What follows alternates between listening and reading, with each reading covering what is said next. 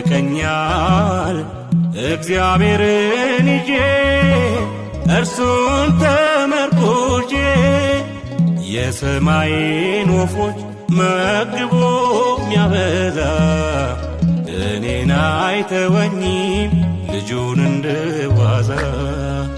ምን ያስጨንቀኛል እግዚአብሔርን ይዤ እርሱን ተመርኩዤ የሰማይን ወፎች መግቦ ሚያበዛ እኔን አይተወኝም ልጁን እንደዋዛ።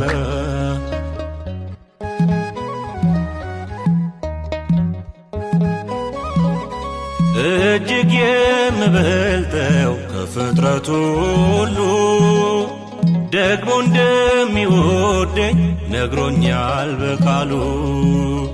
አንድም ለማልጨምር ከንቱ ነው ጭንቀቴ የሚያኖረኝ እርሱ የሰማይ አባቴ።